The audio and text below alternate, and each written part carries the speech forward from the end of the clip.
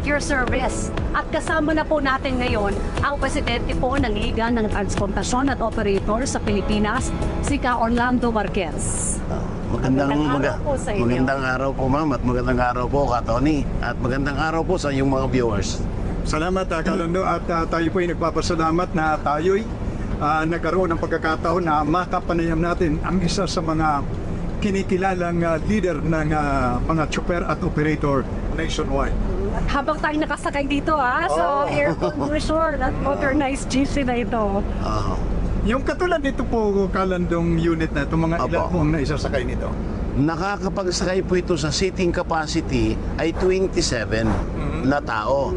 Pero dahil nga pag hapon, umaga, talagang dagsa ng tao, at ito po ay pinipili na dito sa ruta namin na mula PICC hanggang doon sa Kalayaan, talagang inaantay na kami ng pasahero namin dahil kami po ng air condition na sasakyan na nagsiservisyo ng pinakamura na pamasahe. Yun po yung kailangan na mai-deliver natin sa ating mga manggagawang Pilipino dahil maliliit po ang sweldo na iting mga manggagawa na dapat sumakay sa hindi contracting passenger. Okay, kasi yung pangamba nung iyan, Kalando, kapag nag-modernize ng jeepney, tataas ang pamasahe. Alam mo, Madam, Sir, sa katotohanan nga yung sinasabi ko, modernized na jeep ito.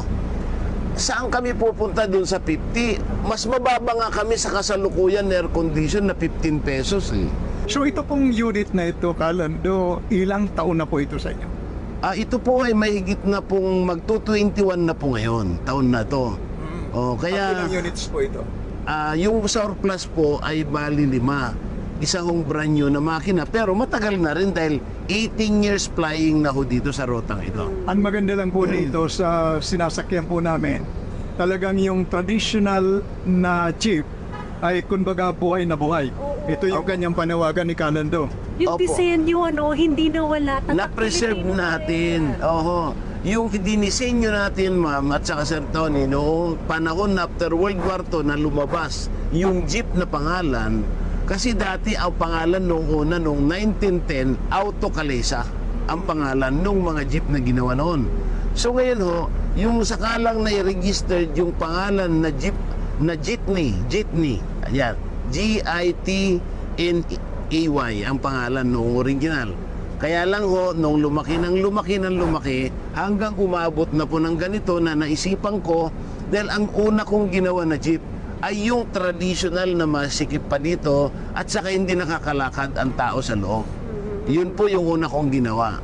Na yun po yung ginamit noong panahon ng APEC meeting noong panahon ni si Presidente Ramos. Yun ho yung pinangsundo ko kay President Clinton doon sa airport na dinala sa Manila Hotel. Okay. Itong ganito pong jeepney yata na to, pagdating po sa kaligtasan, pagdating sa pangangalaga sa kalikasan, ito po ay in compliance. Compliance na po ito na ilang beses na namin inirehistro ito dahil nga po bilang isang inventor, marami akong kasamahan na may invention na pasado sa DOST na ito po yung pantanggal sa pollution, pantanggal ng usok, at malaki ang matitipid mo sa krudo. Kaya itong ang driver namin nandiyan tanungin nyo, bakit kaya nila na ang pamasahe ay 13 pesos samantala yung iba kulang, di ba?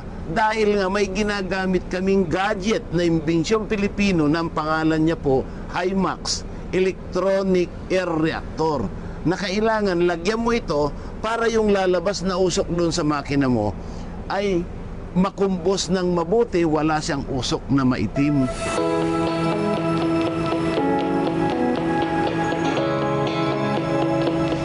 Dito po sa amin sa Makati, okay naman po kasi po dito may sarili po kami pasahero. Kasi po, ang pamasahe po namin, 13 pesos lang. Gaya lang din po sa mga traditional na ordinary.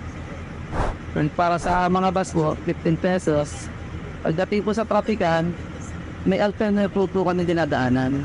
Ibig mo sabihin yung minimum na pamasahe niyo parehas lang ng mga hindi air condition ng mga jeeps. Opo. So, hindi naman kayo nadudugi dahil siyempre, iba ang konsumo nito.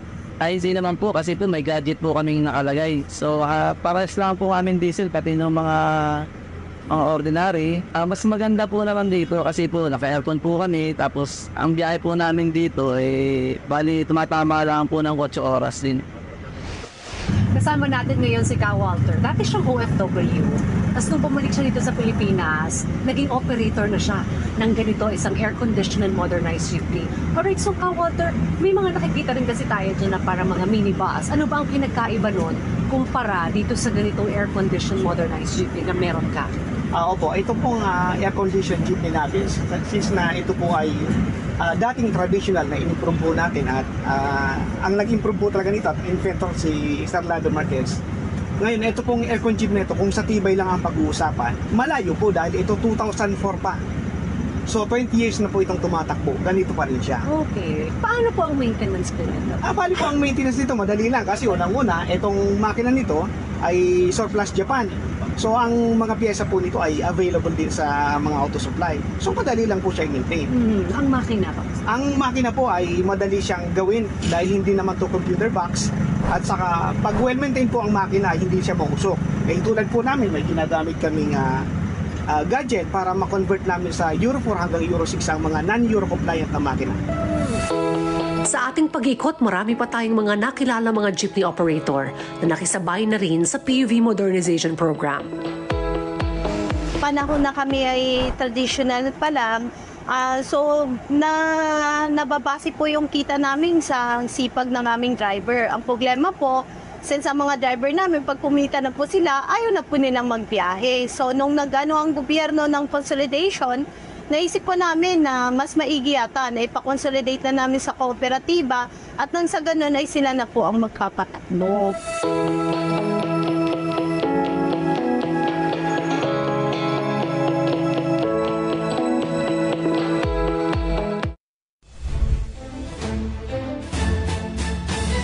Isang oras na hitik na weekend balitaan ang sasa inyo. Tuwing Sabado at Linggo, kasama si Dominic Almenor. Ulat Bayan Weekend, alas 6 ng gabi, dito lang sa PTV. Sa isang malayang demokrasya, mahalaga ang pagiging bukas. Mahalaga ang partisipasyon ng bawat isa dahil karapatan ng lahat na makibahagi sa mga usapin at pagbuo ng mga batas para sa isang bagong Pilipinas. Congress TV. Tutukan sa kauna-unahang pagkakataon ang mga sesyon ng Kongreso sa PTV at sa aming digital platforms kahit saan, kahit kailan. Watch democracy in action. Congress TV.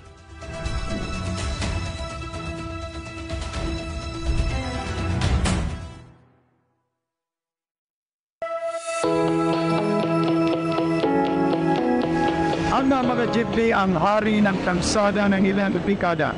Pinadala nila tayo sa iba't ibang mga ruta, papasok ng eskwelahan, pauwi galing trabaho, at kasama sa iba pang mga biyahe sa buhay. Pero sa pag-arangkada ng panahon, lumalabas ang mga hamon na nangangailangan ng mga bagong solusyon. Walang pagbabago ang madali at walang magandang resulta ang nakukuha ng mabilisan. Ngunit sa ngalan ng modernisasyon at kabutihan ng panglahat, tayo ay magkaisa. Ito po mali si Diane Querer. At ako naman po si Tony Chavez, always At your service.